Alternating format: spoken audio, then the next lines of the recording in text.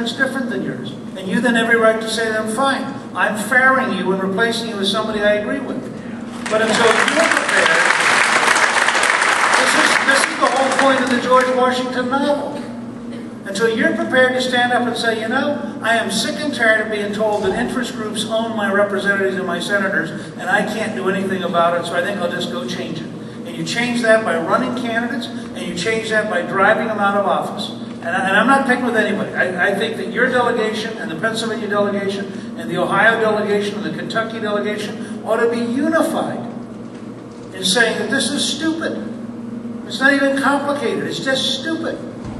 Why would you want an anti-American energy policy with 10% unemployment? You have to literally wonder, where do these people, what planet are these people trained at? Because it ain't Earth.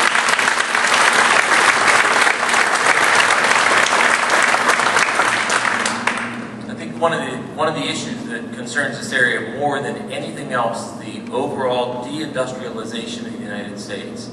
We don't see Washington, it's an issue that rarely comes up. It's like all jobs are the same, with the service, with our manufacturing, and the country became what it was through making things. We don't make things anymore.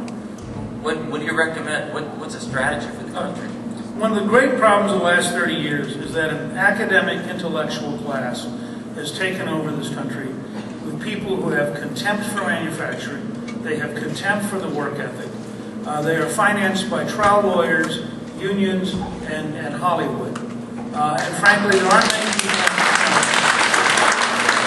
And so, instead of saying, gosh, if the Chinese are currently really competitive, what are we doing wrong?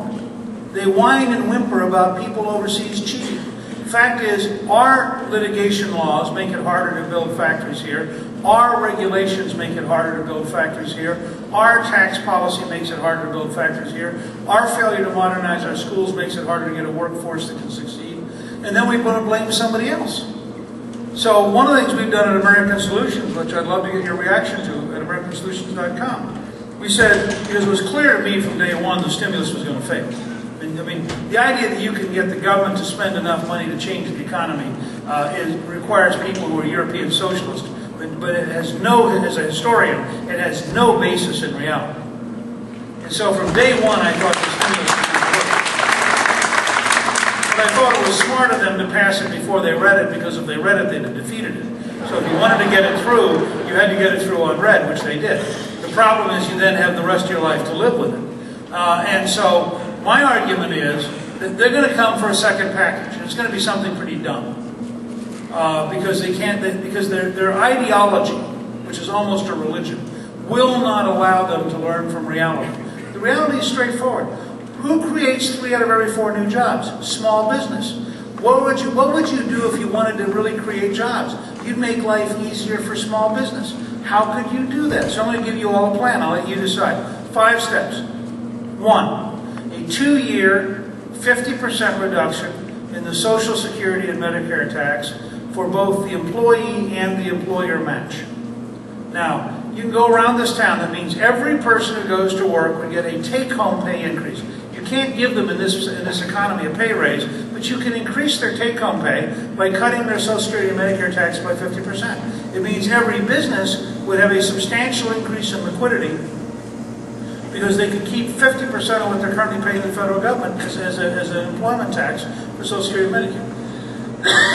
That would do more to re-center small business than anything you can imagine. Second, all of our friends who want to compete with China and complain about China, let's match China on capital gains. The Chinese have 0 capital gains tax. If you had 0 capital gains tax in the United States, the amount of investment in this country overnight would explode, because all of a sudden it would be the best place on the planet to put your money.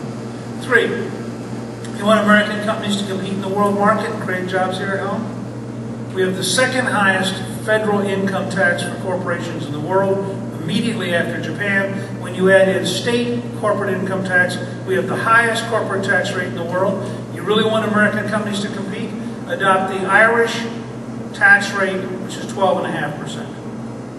At that point, you're going to see every American company compete successfully in the world market while they're building factories at 0 capital gains with a workforce which for the next 2 years costs them dramatically less in tax policy.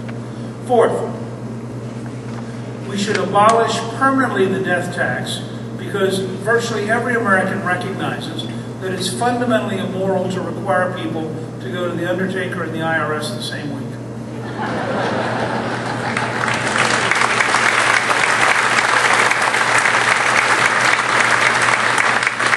Go to AmericanSolutions.com and click on platform. You'll see that there's one of the polling questions we asked was about abolishing the death tax. 79% of the country wants to abolish the death tax because intuitively the American people understand it's wrong to say to somebody, why don't you work all of your life, build up your nest egg, and then when you die we'll take care of it. So the fifth thing we would do is we would have 100% expensing, which means you could write it off in 1 year for all purchases by small business of equipment that increase productivity.